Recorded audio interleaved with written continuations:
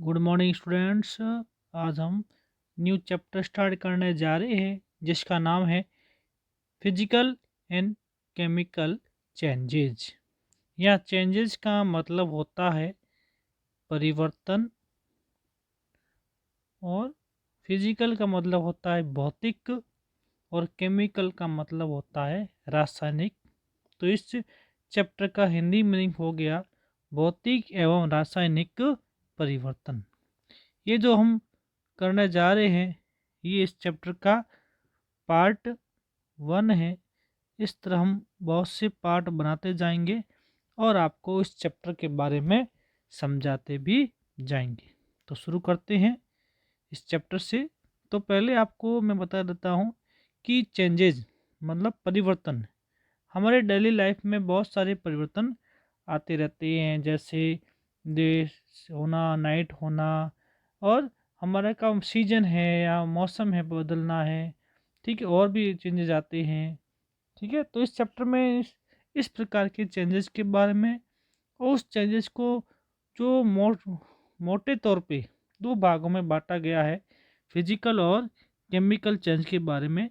तो उन बारे में किस तरह से बांटा गया है, इनमें क्या क्या अंतर है, ठीक है, वो हम इस चैप्टर में पढ़ेंगे। तो शुरू करते हैं। आज का हमारा टॉपिक फिजिकल और केमिकल चेंज, इस पार्ट का part 1। Every day you come across many changes in your surrounding. आप पूरे दिन में या प्रत्येक दिन में आप बहुत से जो आपके सराउंडिंग में, आपके आसपास जो परिवर्तन आ रहे हैं उस परिवर्तन से आप गुजरते हो। ठीक है, सराउंडिंग के मतलब चारों ओर, एक्रॉस मतलब गुजरते हो। दीज चेंजेस में इन्वॉल्व वन और मोर सब्सटेंसेज। ये जो परिवर्तन होते हैं ये एक वस्तु में या बहुत सी वस्तुओं में हो सकते हैं। ठीक है, बहुत सी वस्तुओं में परिवर्तन हो सकते हैं। फॉर एग्जाम्पल, उदाहरण के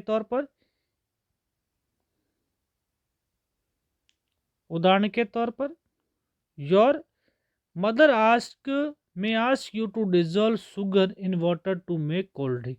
आपकी माताजी आपको क्या कहती है कि आप क्या करो, पानी के अंदर क्या करो, शुगर को घोल के और क्या बनाओ, कोल्ड ड्रिंक बनाओ।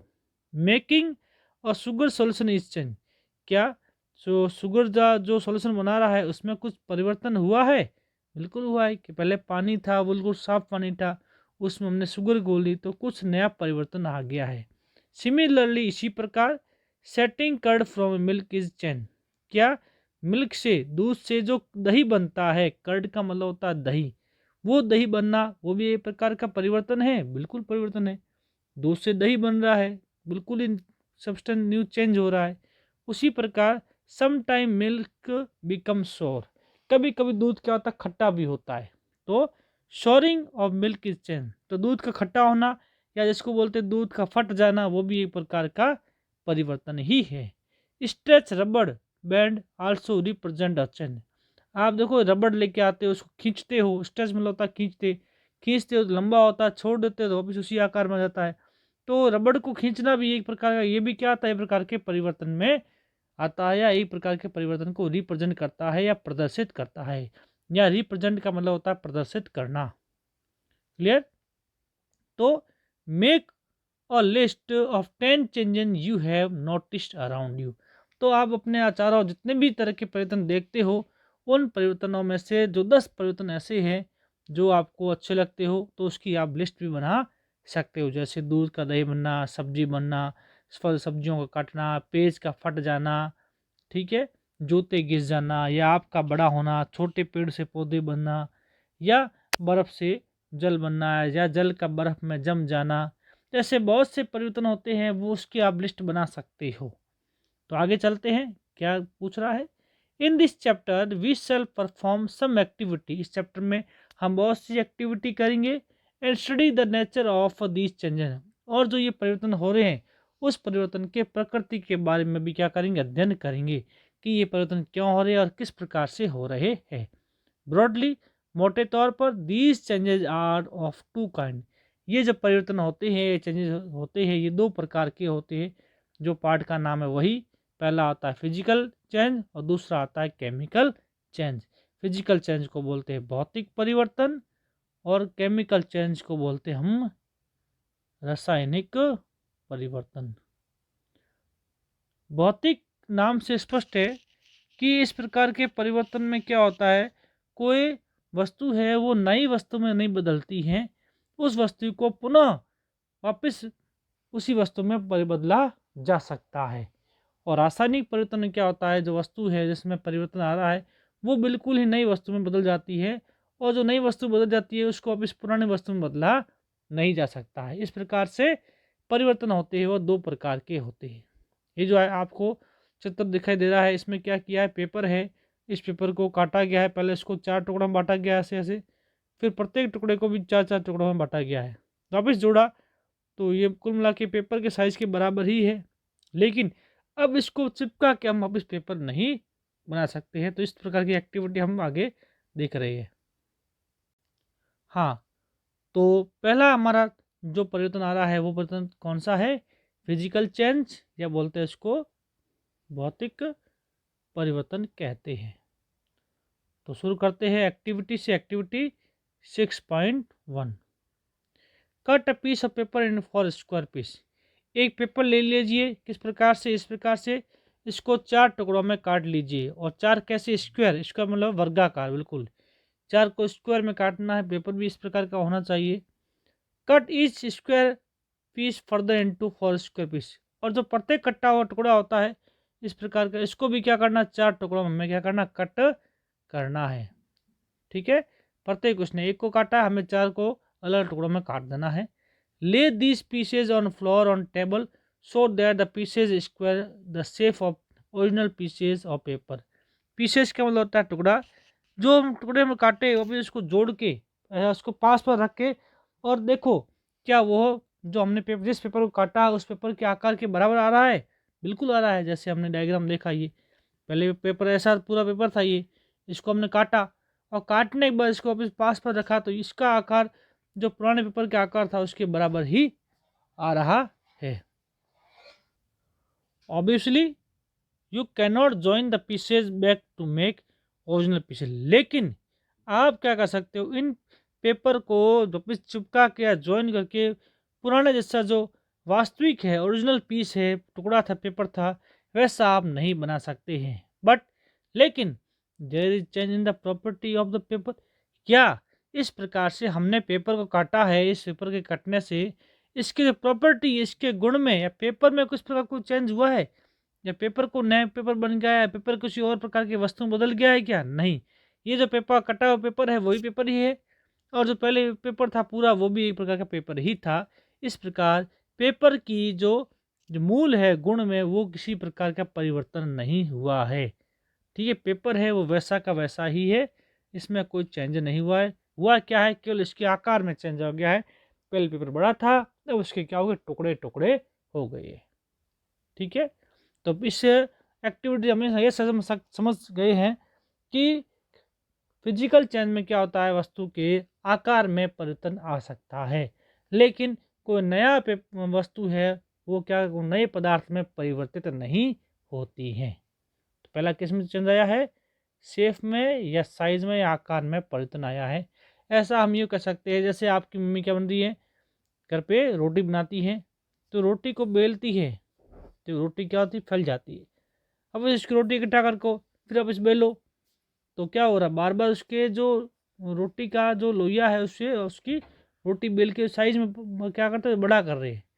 लेकिन पका देंगे तो रोटी वो क्या बिल्कुल नए चेंज में परिवर्तित हो जाएगी, आटा वो नए प्रकार के पदार्थ में परिवर्तित हो जाता है। तो इस प्रकार उसमें क्या हो रहा है, केवल उसके आकार में ही परिवर्तन आ रहा है। अगली एक्टिविटी देखते 6.2 में, collect the chalk dust laying on the floor near the chalk board in your classroom. आपके क्लास में सर पढ़ाते हैं तो वो चॉक इसका यूज करते हैं, ब्लैक बोर्ड का यूज करते हैं, या बोलते हैं चॉक बोर्ड का यूज करते हैं। उसमें क्या घसते हैं, उसमें चॉक का यूज करते हैं, और चॉक यूज करने उस पर क्या बुरादा है, वो डस्ट है वो नीचे गिर जाती है। उस डस्ट को इकट्ठा करो, और या यूँ कर सकते crush the small pieces of chalk into dust, या कोई चॉक ले लो उसको घिस के उसके पाउडर में उसको बदल दो। Add a little water to dust to make paste. अब उसमें थोड़ा पानी मिला के उसको क्या करो, उस उसको वापस पेस्ट में या उसको गीला करके वापस इसको पेस्ट में इकट्ठा कर सकते। इसको इकट्ठा करना है जो से चौक के बुरादे को। फिर क्या करना, roll into shape of the piece of chalk. फिर इसको गोल गोल करके उसको वापस चौक के आकार में उसको बदल देना है। Let it dry. फिर इसको सुखा दो, वापस वो बुरादा है वापस वो चौक में परिवर्तित भी हो सकता है। तो did you recover Chowk from the dust. तो इस प्रकार आपने भी क्या किया होगा, उस चौक पाउडर से वापस चौक को वापस क्या किया, वापस रिकवर कर दिया होता है। तो इस प्रकार कर सकते हैं हम। किस प्रकार, जिस प्रकार हम क्या कर सकते हैं कि फ्रिज से बर्फ निकाल कर उसको पानी में बदल सकते हैं और पानी को जमा के वापस बर्फ में परिवर्तित किया जा सकता है। ठीक है, एक एक्टिविटी और है 6.3, take some ice in the glass और प्लास्टिक टम्बलर। अब हम क्या लेंगे, कोई प्लास्टिक का ग्लास या ग्लास ले लेंगे या प्लास्टिक का बर्तन ले, टम्बलर मतलब बर्तन ले लेंगे। उसमें क्या लेंगे, एक बर्फ का टुकड़ा ले लेते हैं।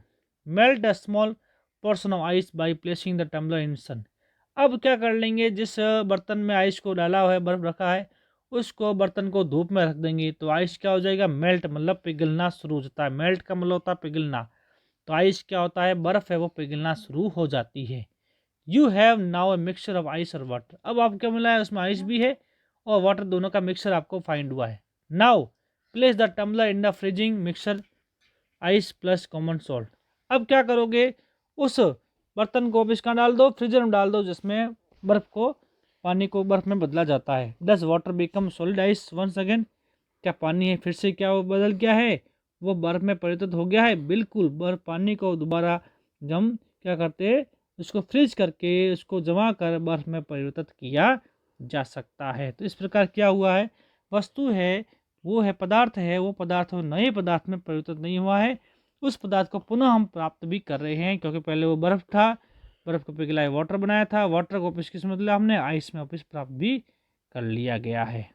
ठीक है, तो इस व्यक्ति से हमें यह पता चलता है कि नई वस्तु में हम परिवर्तित नहीं कर रहे हैं। अगली एक्टिविटी हमारी आ रही है वो है 6.4, boil some water into container. एक क्या लो, बर्तन लो, पूरा कंटेनर पैक लो, उसमें क्या करो, पानी को क्या करना है, बॉयल करना मतलब उबालना है। Do you see the stream rising from the surface of water.